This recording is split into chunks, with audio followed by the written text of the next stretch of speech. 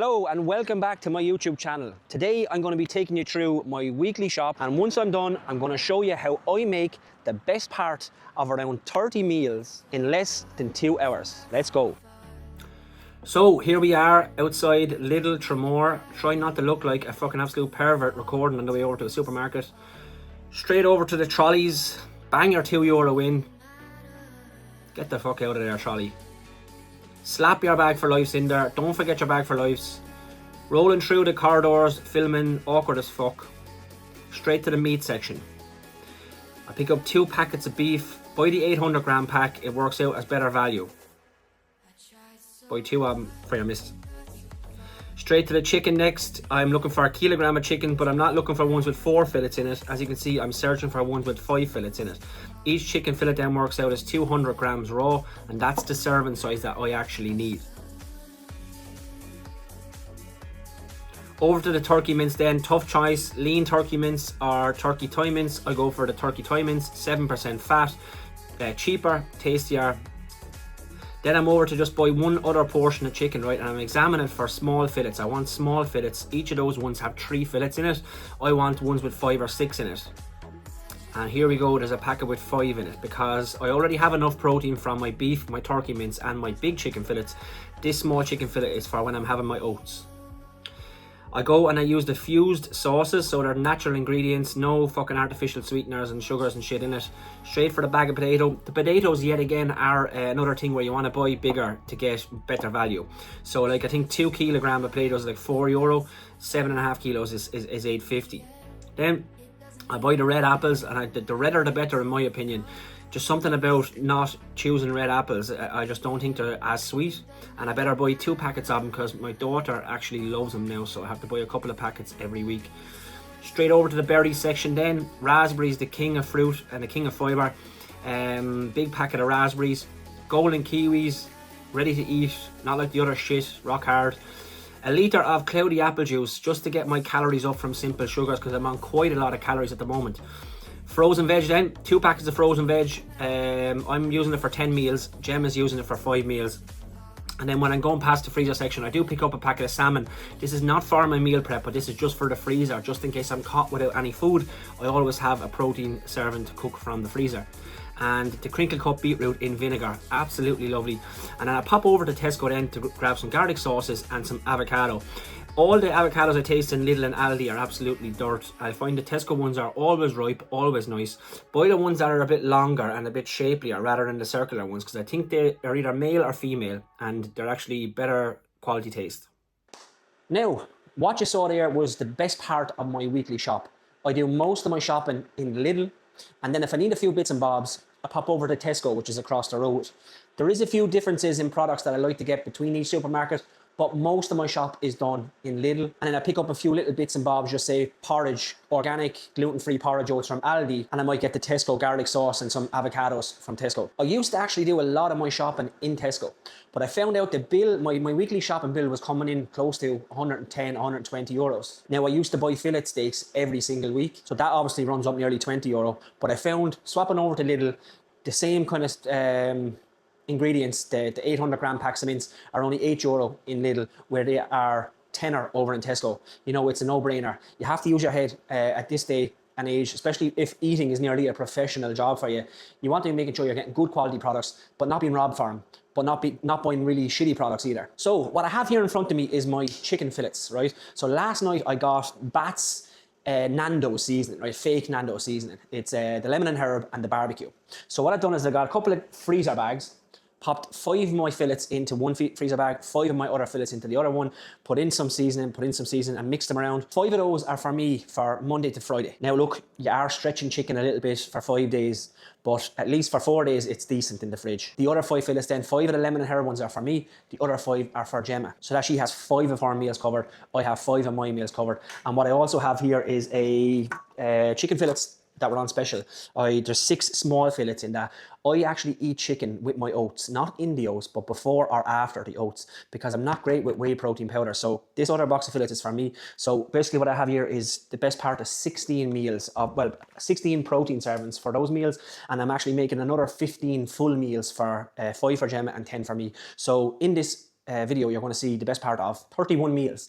But by meals, I mean I have all my protein cooked. I have 15 full meals. And then for the other meals, I just need to make a small bowl of oats, or big bowl of oats, should I say, and then heat up some potatoes and some vegetables for the final meal. So it's now 25 to 3, and I'm going to start my meal prep.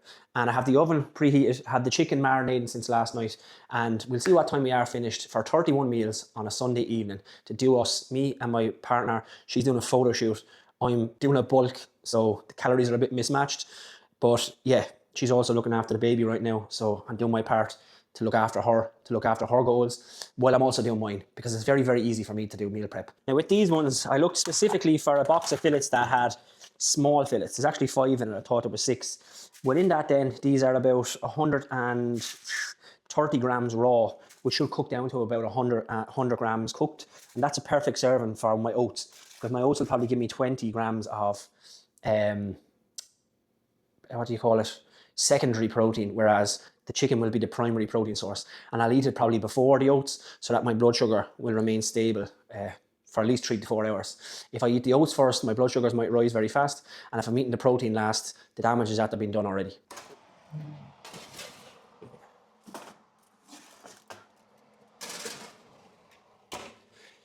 Now, chicken's gone in the oven, there's 10 minutes on the clock. I'll give them probably 60 minutes, 65 minutes, and after 30 minutes, I'll turn them over and hopefully cook them evenly on both sides.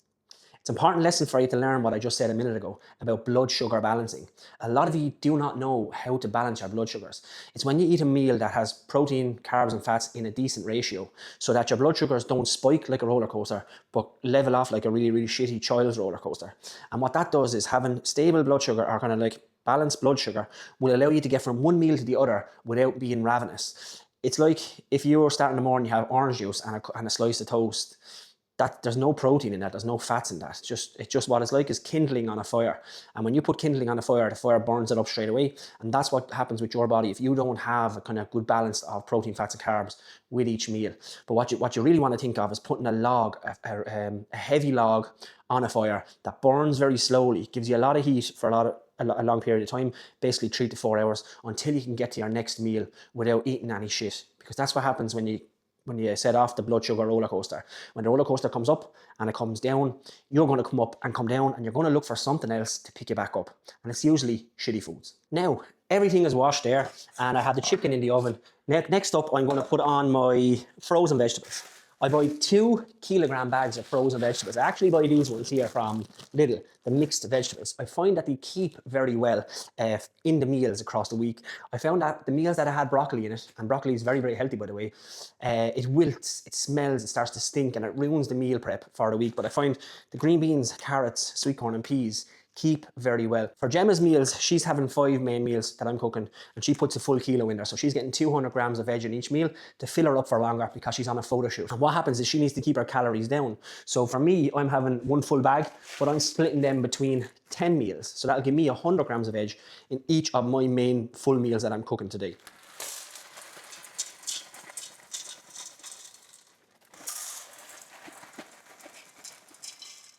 Now, so the predicament I have here is that I only have 1 lid. So what I do is I boil the kettle, pour it over one. Now, while that's covered, I'll use my only lid to put that one, and I'll put it on the first jet, which is the strong jet. And while I'm waiting for that one to boil up, I'll boil the kettle again. Now, by the time that kettle is boiled and I fill up the other one should be partly or almost boiled as it is. So then what I'll do is I'll swap the lid over onto that one, swap jets, put the one that's almost boiled on the weaker jet, put the one that's not boiled on the stronger jet, and they should be cooked together, 2 of them at the same time. Now, while you're waiting for them to boil, you never want to be sitting on your arse, right? Because that kills time. So what I do then, when I have my chicken in the oven and I have my vegetables boiling, I get out the Tupperware, the glass Tupperware. Glass Tupperware is excellent for people who want to keep their hormones in check.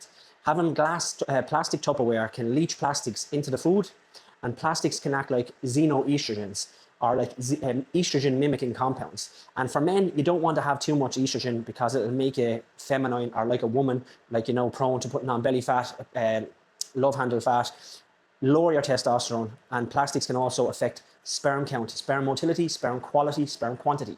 So you never want to be eating out of plastic Tupperware, and you certainly don't want to be banging it in the oven and eating from that. So in the room inside, I keep all my Tupperware, 15 glass containers. Now, what happened to me a while ago was I had all the containers lids on top of one another. They are plastic. That's fine for those to be plastic. Do you want to wait for the food to cool down before you put the lid on it and then store them in the fridge when the food is cool?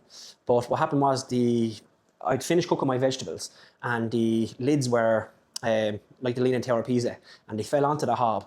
Because the hob was off, I never really paid attention to what was going on with the lids, but I thought, fuck, those hobs are still hot. Went over and fucking 3 or 4 of the lids were melted onto the cooker. So yeah, I don't have lids for every single Tupperware anymore. What I do is when they're cooked, cooled, I put tinfoil over the top of them, store them in the fridge.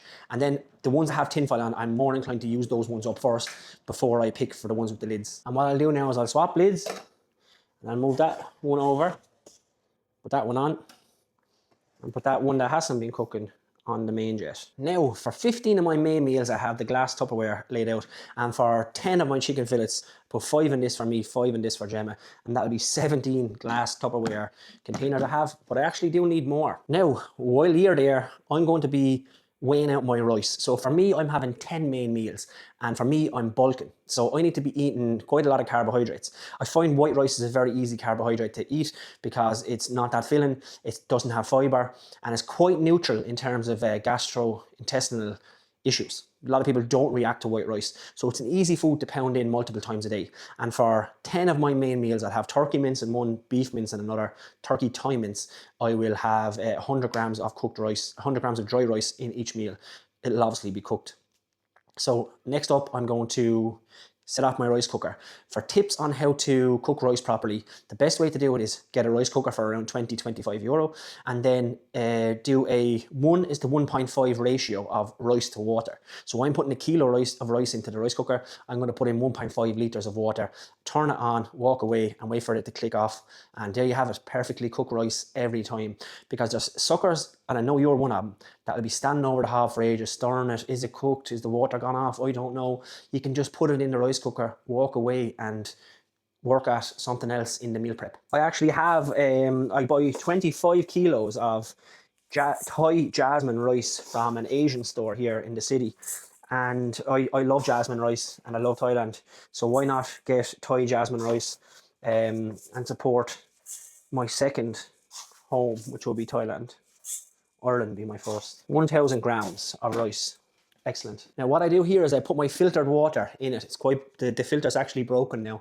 I got it from Get Well Water here in Waterford. It's a water-based company. Very, very good filter and very, very nice tasting filtered water. So the filtered water will be going into my rice from my rice cooker. So I just give the rice a stir around now so that I make sure all of it is soaking so it cooks, all of it cooks well. Pop it in, back into the rice cooker after weighing it out. Put the lid on, plug it in, press the button, it's on, and you can walk away from it. That should take probably 20 minutes. Now, I have my rice to do, probably take about 20 minutes, but Gemma is having 50 or maybe 40 grams of rice per meal. So if she's having 5 meals, that's 200 to 250 grams of white rice. I'll have to find out more about that weight from her, just in case she wants to have the 50 grams or she wants to have 40 grams, because you have to make cuts somewhere when you're cutting back in calories. And it usually comes from cutting back in carbohydrates. So while I have the chicken cooking, which is on 14 minutes now, and I have my frozen veg cooking, have my Tupperware laid out, I have my kilogram of rice sorted. I'll wait for these vegetables to cook. I'll drain them, put them back in their pots, and I'll get cooking my beef mince and my turkey mince in a stainless steel cooker. And just like the glass Tupperware, the stainless steel cooker is to stop cooking in those forever chemical pans that obviously when you ingest them, they can live inside your body forever, the chemicals. They can be hormone disrupting, and they can destroy male and female fertility, which is not something you want. It's not something I want. So I won't leave you here watching vegetables boil and me talking shit. I'll cut back in now when I'm cooking my meat in my stainless steel pan. Now, my veg is cooked, water is boiling, just need to drain it, put it back in its pot, flip the chicken, and once that's done, get cooking the mincemeat. Pot number 2. When I'm cooking my meal prep as well, I do be washing as I go. There's plenty of dead time when you're cooking your food. It's an hour and a half, 2 hours long. You should be cleaning up as you go. There shouldn't be a trace of you left in the kitchen after you're done your meal prep, except having 30 containers of food in front of you. Productivity is what you need. So when I'm cooking my vegetables, I'll be laying out my Tupperware. When I'm waiting for my chicken and my rice to cook, I'll be cooking up my mincemeat. You don't wait for one task to be done before starting the other. You do them all in a row and clean as you go. The wife, the husband, whoever will be very thankful for it when there's little to no trace of you left behind you. I don't clean for my wife either. I clean for me. But she sees no trace of me in this kitchen afterwards. I need to stop calling her my wife as well, or she'll get ideas. So this is my last use of the colander. I've already drained my vegetables. I don't need the colander anymore. So I'll dry that up, get rid of it, and the chicken is on 25 minutes. I'll give it 5 more minutes and I will turn over the chicken.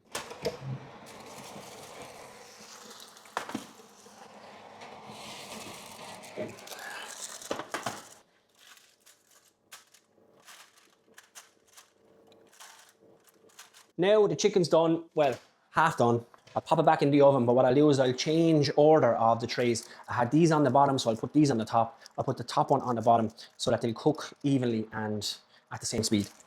Now, so what I have here is my minced meat. I have it put aside here. I have 2 800-gram bags of minced meat.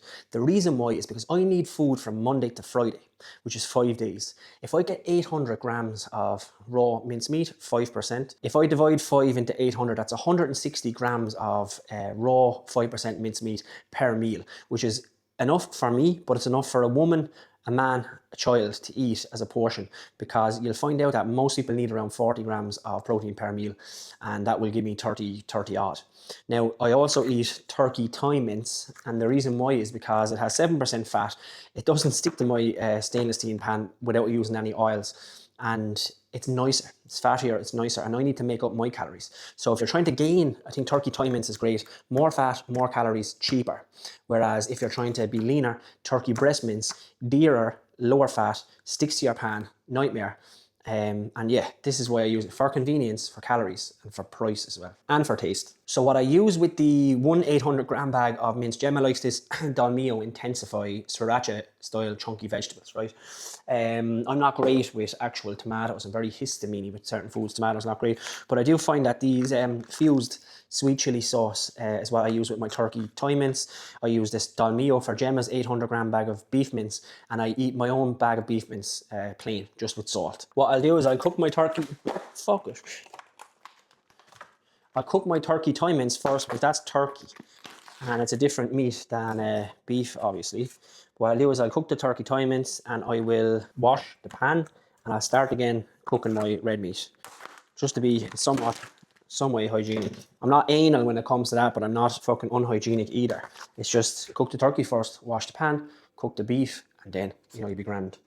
And also wash out your packets of turkey, smelly turkey, put it in the recycling bin. Bang on the hob. Normally when I'm doing the turkey breast mince, as soon as it starts to cook, it starts to stick to the pan, and it nearly gives the bottom of the pan this kind of white coating. And you're there trying to fucking hack off that white coating during the cooking process, but also afterwards. It takes a while to wash the pan afterwards. So what I tend to do is I tend to spread out all the meat evenly and like at the same thickness on the stainless steel pan I have here that I got as a present. It's probably one of the best presents I got ever off an old client of mine and a friend to myself and Gemma, who Gemma used to work with, Kristen. She knows a good present when she sees one. That'll heat up, start to bubble. The fat in it will stop it from sticking to the pan. So don't have to be overly observant on when I'm cooking this. One thing I forgot to mention is that the way I have things done now, I've refined over time. So I've been doing this meal plan, this meal prep for about a year at least. I'd say I'm doing it now. Hang on now. It's now, yeah, I'd say I'm doing it for over a year now. So I've refined it over time. So that's probably what you're going to have to find yourself as well. You're going to have to find foods you like, find foods that are healthy, find foods that are cost effective, and put them all together. It's not always about cost. I wanted to mention it a few times. I'm not stuck for money. Most of my money goes on food.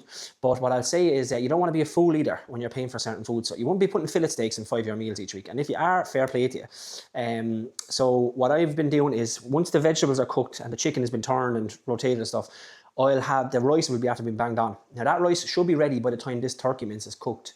And then what I'll do is I'll plate up all my rices before I put Gemma's ones on.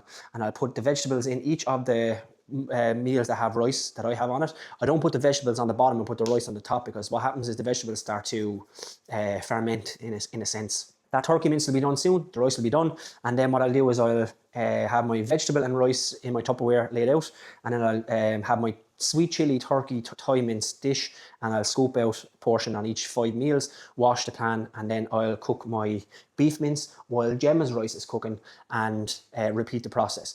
I mean, maybe I might even do my beef mince first because I'll have my 10 rices done before Gemma's ones are done. Either way, it's all done in a sequence so that it's time effective. Now, one question you might be asking is, Shane, how sure of you are you that you're dividing up the meals equally with enough meat in each? To be honest with you, you're not actually fully sure, but I'll tell you what happens.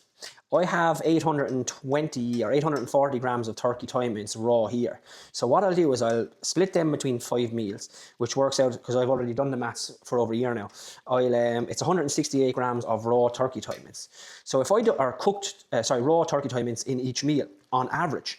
But if I don't put in 168 grams in each one, it doesn't actually matter. What matters is that I'm consuming that 840 grams of turkey Thai mince over the period of 5 days. If I get a little bit too much in one meal and if I get not enough in another one, it doesn't matter, because the calories will work themselves out if I stay accurate across each of the days, of which I will, because that's what the purpose of your meal plan is to stay accurate. So if I put a little bit more in one meal, a little bit less than another, it doesn't matter, because over 5 days I'm going to be eating the total amount of food I'm tracking. It's the same with the vegetables. I don't know if I'm putting in 100 grams in each one, it doesn't matter. And the rice, obviously it's a kilogram of cooked rice, so I'm going to attempt to eyeball as much as I can, flatten it out in each Tupperware, but I don't necessarily know. Some days I'm a little bit surprised, thinking, Jesus, that was some meal. Other days then I'm like, oh fuck, I don't think I put as much in this one. But you try your best to be accurate, but it's not about perfection. You don't have to weigh out every little rice grain, and you don't have to cook all the rice separately to get your exact amounts. So for normal people, or people who are not bulking, maybe 50 to 75 grams of rice might be the sweet spot for you to eat. Females maybe 50 grams, males who are not bulking maybe 75 grams. But it doesn't matter if you don't get the equivalent of 75 grams dry in each meal. If you got 80 in one, 70 in another, 65 in another, 85 in another, it doesn't matter. Over 5 days, you are eating that total amount. And that's one big mistake I think people overthink themselves when they're thinking about meal prep, because they think they have to eat exactly the same in each meal. There can be a little bit of variance. Now, the last time I left my rice in the rice cooker, something went wrong to where it stuck to the bottom of it. I don't think it went off properly, so I'm not going to risk my kilogram of rice on that again. So I'm going to try to take it off a little bit early, but always make sure you have something to hold it in. I burnt the fucking 3 knuckles off myself holding that before, because the heat went through a single sheet tea towel and burnt the fucking hands off myself. I would classify nearly 3rd degree burns. So I'm holding it like that, obviously through a couple of layers of tea towel. But even at that, I probably will need to leave it down now momentarily on the Tupperware. You never want to be putting too much in the first 5 Tupperwares, because you won't have enough rice for the remaining 5. So be a bit modest when you go through it the first time, and go back over the second time then and add into the bowls what you need. That's how you get even more accurate with what you're putting in each one. So I put in 5, I have 5 more. Looks like I have more than halfway left, and I will go back over all the bowls then. Now I'm after doing a pretty good job here, when I have very barely any rice left in the rice cooker, but I do think I have evenly done out the rice between each one, which is the most important thing. But as evenly as possible, as evenly as you think you can. Don't put too much fucking thought into it. Thought is the enemy of results. You know, if you overthink this meal prepping thing, you won't actually prep your meals, because you'll be like, oh, I'm not able. And you're well able, you know. Pick meals that are healthy, high protein, calorie controlled, cost effective, nice, and you'll be laughing. Just put them on repeat then. And then whatever little variance you want to put into the rest of your day, do. So that's my rice prepped out now. Now, I'm going to get my vegetables into each meal. So a kilogram of vegetables divided by 10 meals is 100 grams of vegetables in each meal. And then I'll put on my turkey Thai mince across 5 meals, cook my beef mince, put it across the other 5 meals, get Gemma's rice on momentarily, because that rice cooker needs to be washed. And then when her rice is down, I'll cook up her beef mince, put in the dalmio sriracha vegetables, and then a little bit of wash up and cover the dishes so flies can't get on them, but the dishes can cool down in order for them to be stored away in the fridge, because you should always have your dishes cool before putting them in the fridge. Otherwise you get a lot of steam, a lot of air, and then bacterial growth. So now it's time to make Gemma's rice. And I'm after finding out that she only wants 40 grams of rice per meal. She wants 5 meals in the week. So that means I need to cook 200 grams of dry rice, the equivalent of dry rice. And then whatever it is cooked, it doesn't really matter. So to stick to the 1:1.5 ratio, if I have 200 grams of rice, I need 300 grams of filtered water. A bit too much now, 330. Yet again, no big issue. It doesn't really matter. Or should I say, it does matter, but not to the equivalent of 30 mils of water. That one's banged on now. Check the light. There we go. I can walk away from that now. And that will cook. So what I'll cook now is I'll cook my 5% beef mince, and I'll put it onto my 5 dinners.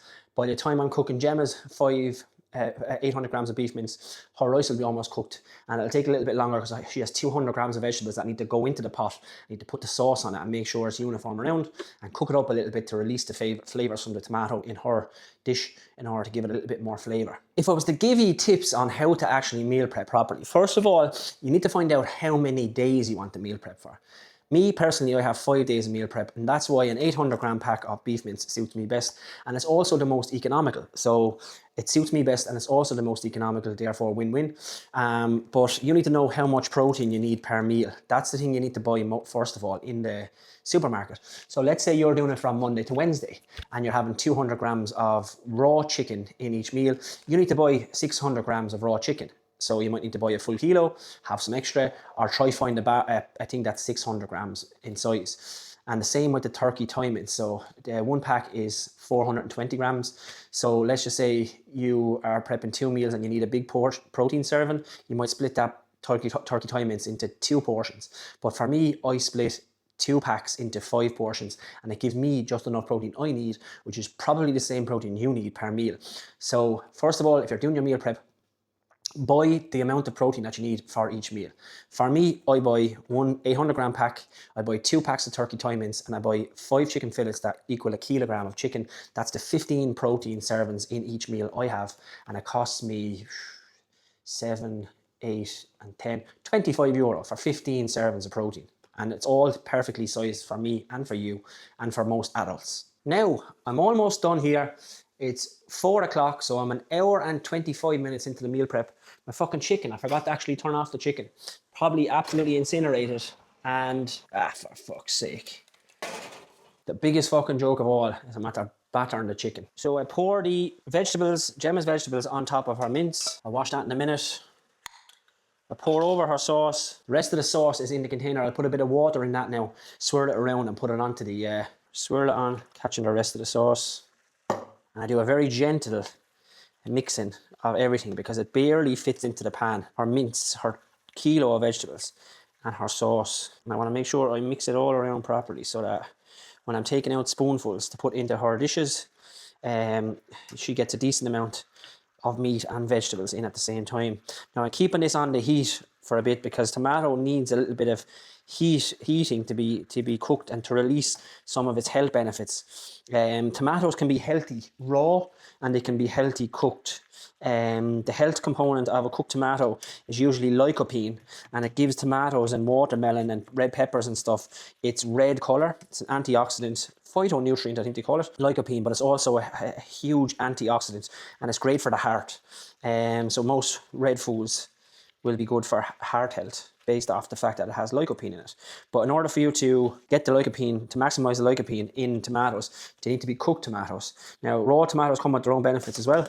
I don't know too many of them because that's the little tidbit I know on lycopene. But yeah, raw tomatoes will be good for digestive enzyme production because raw foods, fruits and vegetables can help you repopulate digestive enzymes. And a lot of people don't eat any raw food. Me in particular, I eat a lot of fruit. I don't eat a lot of raw vegetables. So therefore, I could be deficient in key digestive enzymes. But I do actually take a digestive enzyme supplement, so I'm kind of cheating my way around that. Now, like in everything I do, I always try to have an element of realness in it because, you know, life is real. Like there's no fucking, what did he say?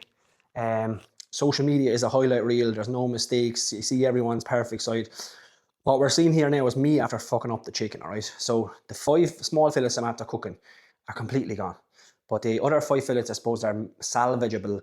And I'll eat mine anyway. I don't know about Gemma, but I might have to cook hers again and buy her chicken again. So this is what the fucking chicken looks like. We have some char on the chicken. I'm sure the other side is probably a little bit better than the front side. Yeah, you'd see that on a fucking barbecue. I mean, you know, I'll eat them anyway. I'm not really picky with food. So I'll eat mine. It's just that will she eat hers is the question. I think that fucking char gives that chicken a little bit of character. But look, I'm not fucking making this video again and fucking showing you, oh, look at me, I done my meal prep perfect. I'm after burning the fucking chicken, and I might even give you a little laugh. Maybe a little bit of laughing at me, a little bit laughing with me, a little bit of feeling fucking sorry for me, because I'm here fucking making this video for hours, and this is what happens. But this is real life, lads. This is what happens. Mistakes are made. Can't believe it, actually. First time in a long time this has ever happened, because it has happened to me before. I'll give you a last laugh now. This chicken I won't be, well, you never know. It has a bit of character as well. Look, I'll fucking eat that. I don't give a shit. Do you know this type of charred food though, by the way? I know I'm after mentioning it a few times, but you don't eat charred food if you're looking for good eggs as a woman for fertility or sperm for a man. This food will be classified as like oxidized or charred, and the oxidation can go and cause pro-oxidation in the testicles and in the ovaries and in the body. So what you want to do is limit the amount of oxidative stress you're under if you're trying to have a baby. For now, I'm not looking to have a baby. I'm after messing up one meal plan out of 50 because I messed up one a good while ago. So look, fucking eat what you can, throw out what you can't, and redo what you have to redo. You know, no big whoop. Now, so there we have it, right? We have 5 turkey thigh mince meals with 100 grams of dry rice and 100 grams of vegetables. 5% beef mince meals with 100 grams of white rice dry, 100 grams of frozen vegetables. We have 5 meals of 5% beef mince with Dalmio intensified sriracha vegetables and 40 grams of dry rice cooked. And then we have 5 fillets, 1 of barbecue. Barbecue is actually the colour of the season as well, by the way. It's not just the colour of the chicken. And then we have 5 lemon and herb fillets. And then we have 5 fucking burnt small fillets that I'll chop up, and, you know, please God, they'll taste a bit better than they look. And there you have it. So that is 30 meals cooked. Starting time was 25 to 3. Finishing time is almost 10 past 4. So an hour and 35 minutes. I've cooked 15 good meals and I butchered 15 other meals. But that's how you do it, lads. An hour and 35 minutes, and I'm after saving myself hours, absolutely hours in the week that I don't have to cook any meals, just bang them in the microwave. The 10 meals I have will cover me 2 meals of the day, 5 days of the week, and then the other 5 meals will be the chicken, and I'll cook them with potatoes and have some beetroot with them, jarred beetroot from the fridge. For the other 5 mini fillets, I will have a nice bowl of oats with plenty and plenty of antioxidants to make up for the pro-oxidation that's going to happen by eating these fillets. So there you have it, lads. It's not groundbreaking. It's not Michelin star food. It's healthy food, high protein, vegetables, calorie controlled, tasty, nutrient dense, cost effective, time effective. You know, tick all the boxes. And then for the other ones, it'll just going to take me a little bit of time whipping up a bowl of oats and cooking some potatoes. I mean, it's after saving me, I'd say, at least 8 hours in the week. So if you can give yourself an hour and a half on, or an hour, just say 2 hours a max, for food prep on a Sunday, it'll save you about 8 hours during the week. You won't have to cook during the week, and you can set yourself, go to the gym, get your gym done, get your steps done, get your walking done, get your cardio done, things that need to be done but can't be done because you have work and you have cooking food to do. So there you have it. Nice little laugh at the end of it. It wasn't planned, of course. Kind of fuming because I'm after recording this and it was all going well up until that point. Thanks for tuning in. Thanks for watching me on YouTube. If you haven't subscribed, subscribe down below. And if you haven't followed me on Instagram or TikTok, go across there and join me there. And I also have a link to a school community where I have some educational videos based upon training, nutrition and lifestyle that you might be able to take a little bit away from. And if you are looking for one-to-one personal training, online coaching, get in contact with me in some way that you can see there. Wherever my information is at the end of the screen, contact me there.